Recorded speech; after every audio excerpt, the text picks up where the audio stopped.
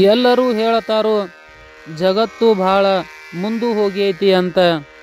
ಎಷ್ಟು ಮುಂದೆ ಹೋಗೈತಿ ಅಷ್ಟ ಹಿಂದನೂ ಹೋಗೈತಿ. ಮೊದಲು ಸೊಸೆ ಅಂಜತಿದ್ದಳು ಎಂತಹ ಅತ್ತಿ ಸಿಗತಾಳು ಅಂತ.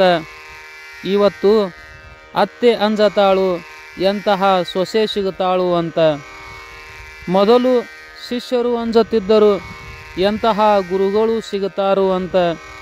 ಇವತ್ತು ಗುರುಗಳು ಅಂಜತಾರು ಎಂತಹ ಶಿಷ್ಯರು ಸಿಗುತ್ತಾರು ಅಂತ. ಮೊದಲು ಮಕ್ಕಳು ಅಂಜುತ್ತಿದ್ದರು ತಾಯಿ ತಂದೆ ಬಡಿತಾರು ಅಂತ.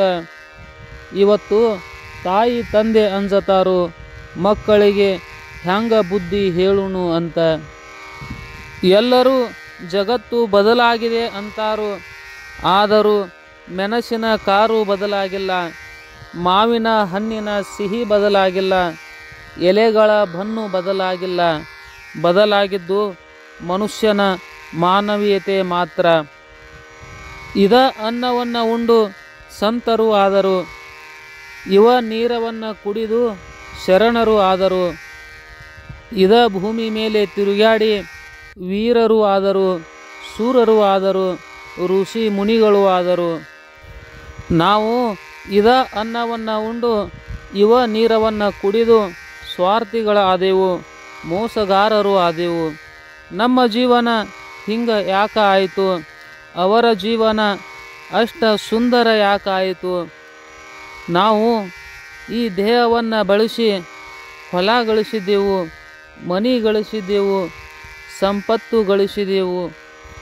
ಸಂತರು ಶರಣರು ಇದೇ ದೇಹವನ್ನು ಬಳಸಿ ಸತ್ಯ ಸಂಶೋಧನೆ ಮಾಡಿದರು, ಅಧ್ಯಾತ್ಮ ಜ್ಞಾನವನ್ನು ಪಡೆದರು, ಆ ಪರಮಾತ್ಮನನ್ನು ಆತ್ಮ ಸಾಕ್ಷಾತ್ಕಾರ ಮಾಡಿಕೊಂಡರು. ಅವರ ಮನೆಯಲ್ಲಿ ಅಷ್ಟೊಂದು ಸ್ತ್ರೀ ಸಂಪತ್ತು ಇರಲಿಲ್ಲ. ತಮ್ಮ ಒಂದು ಸಣ್ಣ ಗುಡಿಸಲದಾಗ ಸುಂದರ ಜೀವನವನ್ನು ಸಾಗಿಸಿದರು. ಸಂತ ತುಕಡೋಜಿ ಮಹಾರಾಜರು ತಮ್ಮ ಮನೆಯ ಅಂಗಳ ಮುಂದೆ ಕುಂತು ಅಭಂಗ ಹಾಡುತ್ತಿದ್ದರು. ಕಿತಿ ಆನಂದಿ ಆನಂದ या झोपडीत माझ्या, भूमीवरी पडावे ताऱ्याकडे पहावे, नित्य हरिनाम घ्यावे या झोपडीत माझ्या.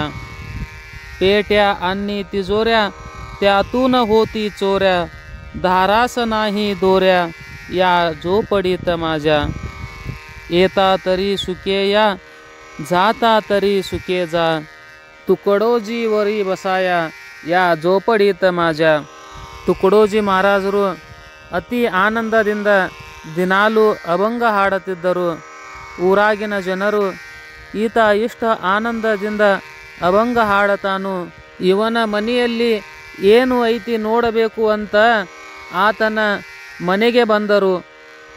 ಆವಾಗ ತುಕಡೋಜಿ ಮಹಾರಾಜರಿಗೆ ಕೇಳುತ್ತಾರು, ನೀನು ಇಷ್ಟು ಆನಂದದಿಂದ ದಿನಾಲೂ ಅಭಂಗ ಹಾಡತಿ, ನಿನ್ನ ಹಂತೇಲಿ ಏನು ಐತಿ? ಆವಾಗ ತುಕಡೋಜಿ ಮಹಾರಾಜರು ಒಳಗು ಹೋಗಿ ತೋರಿಸುತ್ತಾರು. ಒಂದು ತಟ್ಟೆಯಲ್ಲಿ 2 ರೊಟ್ಟಿ, ಒಂದು ಗಡಿಗೆಯಲ್ಲಿ ಒಂದಿಷ್ಟು ನೀರು. ಇಷ್ಟು ಸಾಕಲ್ಲ ಆನಂದದಿಂದ ಇರುವುದಕ್ಕೆ. ಹಸಿವಾದಾಗ ಒಂದು ತುತ್ತು ಅನ್ನ, ನೀರಡಿಸಾದಾಗ 1 ಕಪ್ಪು ನೀರು. ನಾನು ಬದುಕಿದ್ದು, ನನ್ನ ಜೀವನ ನಿಂತಿದ್ದು ಇದರ ಮೇಲೆ. ಎಂತಹ ಅದ್ಭುತವಾದಂತಹ ಮಾತು! ಪರಮ ಪೂಜ್ಯ ಸಿದ್ದೇಶ್ವರ ಶ್ರೀಗಳು ಇದೇ ಮಾತನ್ನು ಹೇಳುತ್ತಾರೆ. ಈ ಜಗತ್ತಿನಲ್ಲಿ ಒಂದು ತುತ್ತು ಅನ್ನವನ್ನು ಉಂಡಾಗ ಆಗುವ ಸುಖ, 1 ಕಪ್ಪು ನೀರು ಕುಡಿದಾಗ ಆಗುವ ಆನಂದ, ಒಂದು ಕ್ಷಣ ಈ ನಿಸರ್ಗ ಕೊಡುವ ಆನಂದ ಮತ್ತೊಂದು ಎದರಲ್ಲಿನೂ ಇಲ್ಲ. ಉಳಿದಂತಹ ಸುಖ ನಮ್ಮ ಶರೀರದಾಂದ ಶಕ್ತಿ ತಗೊಂಡು ಸುಖ ಕೊಡುತ್ತಾವು.